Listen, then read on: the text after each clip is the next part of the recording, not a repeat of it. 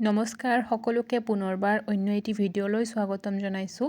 আহিবলগীয়া চতুৰ্থ বৰ্গৰ পৰীক্ষাৰ বাবে আমাৰ চেনেলত যি এক টপ 100 MCQ চিৰিজ আৰম্ভ হৈছে তাৰে এইটো পাৰ্ট 7 হয় আৰু বেছি দেৰি নকৰাকৈ আজিৰ ভিডিঅ'টো আৰম্ভ কৰিছোঁ। ফাৰ্ষ্ট কুৱেশ্যনটো হৈছে অসমৰ কোন জিলাক সাংস্কৃতিক নগৰী বুলি জনা যায়? ইয়াৰ এনচাৰ হ'ব যোৰহাট। নেক্সট কুৱেশ্যন, পবিতৰা বন্যপ্ৰাণী অভয়াৰণ্য ক'ত অৱস্থিত? ইয়াৰ এনচাৰ হ'ব মৰিগাঁও জিলাত। নেক্সট কুৱেশ্যন, জ্যোতি চিত্ৰবন ক'ত আছে? ইয়াৰ এনচাৰ হ'ব গুৱাহাটী। নেক্সট কুৱেশ্যন, প্ৰথম অসমীয়া ৰঙীন ছবি কোনখন? ইয়াৰ এনচাৰ হ'ব ভাইটি আৰু এই ছবিখন কমল নাৰায়ণ চৌধুৰীদেৱে ডিৰেক্ট কৰিছিলে। নেক্সট কুৱেশ্যন, অসম চুক্তি কেতিয়া স্বাক্ষৰিত হৈছিল? ইয়াৰ এনচাৰ হ'ব 1985 চনত। নেক্সট কুৱেশ্যন, অসমত প্ৰথম কৃষক বিদ্ৰোহ কেতিয়া হৈছিল? ইয়াৰ এনচাৰ হ'ব 1861 চনত হৈছিল আৰু এইটো আছিলে ফুলগুৰি ধাৱা নামে জনাজাত। নগাঁও জিলাৰ ফুলগুৰি নামৰ ঠাইত এই বিদ্ৰোহখন হৈছিলে।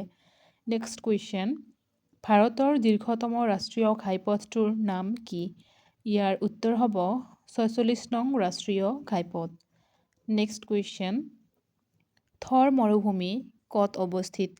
ইয়াৰ এনচাৰ হ'ব ৰাজস্থান।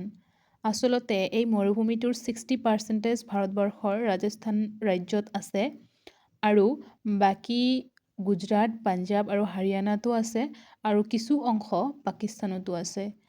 নেক্সট কুৱেশ্যন, কোনজন আহোম ৰজাক ভগা ৰজা নামে জনা যায়? ইয়াৰ এনচাৰ হ'ব চুৰামফা। নেক্সট কুৱেশ্যন, কোনজন আহোম ৰজাক বুঢ়া ৰজা বুলি জনা যায়? ইয়াৰ এনচাৰ হ'ব স্বৰ্গদেউ প্ৰতাপ সিংহ আৰু এখেতে আটাইতকৈ বেছি সময় ৰাজত্ব কৰিছিলে 1545 পৰা 1641 লৈকে সিংহাসনত আছিল, ৰাজত্বত আছিলে। নেক্সট কুৱেশ্যন, মীৰ জুমলাৰ লগত অসমত অহা লিখকজনৰ নাম কি আছিল? ইয়াৰ এনচাৰ হ'ব চিহাবুদ্দিন তালিচ। নেক্সট কুৱেশ্যন, লাচিত বৰফুকনৰ মৈদাম ক'ত আছে? ইয়াৰ এনচাৰ হ'ব যোৰহাট। লাচিত বৰফুকনৰ মৈদামটো যোৰহাটত অৱস্থিত আছে। নেক্সট কুৱেশ্যন, উমানন্দ মন্দিৰ কোন দেৱতাৰ লগত জড়িত? ইয়াৰ এনচাৰ হ'ব শিৱ। নেক্সট কুৱেশ্যন, আলাবৈৰ ৰণ কেতিয়া হৈছিল? ইয়াৰ এনচাৰ হ'ব 1669 আৰু এইটো হৈছিলে আহোম আৰু মোগলসকলৰ মাজত।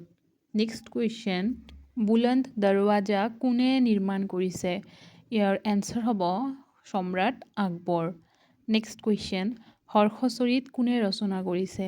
ইয়াৰ এনচাৰ হ'ব বাণভট্ট। নেক্সট কুৱেশ্যন, ৰাজতৰংগিনী কোনে ৰচনা কৰিছে? ইয়াৰ এনচাৰ হ'ব কলহন। কলহন এগৰাকী কাশ্মীৰী কবি আছিলে বা লিখক আছিলে, তেখেতেই ৰাজতৰংগিনী ৰচনা কৰিছিলে। নেক্সট কুৱেশ্যন, উগ্ৰতাৰা মন্দিৰ কোনে নিৰ্মাণ কৰিছিল? ইয়াৰ এনচাৰ হ'ব স্বৰ্গদেউ শিৱসিংহ আৰু এইটো বনাইছিলে 1725ত। নেক্সট কুৱেশ্যন, হস্তি বিদ্যাৰ নব কাৰ ৰচনা বা কোনে ৰচনা কৰিছে? ইয়াৰ এনচাৰ হ'ব সুকুমাৰ বৰকাইথে। নেক্সট কুৱেশ্যন, ৰাণী সতী সাধিনী কোন বংশৰ লগত জড়িত? ইয়াৰ এনচাৰ হ'ব চুতীয়া বংশ আৰু তেখেত আছিল চুতীয়া ৰজা নীতিপালৰ ৰাণী। কেতিয়াবা নীতিপালক নিত্যপাল বুলিও জনা যায়।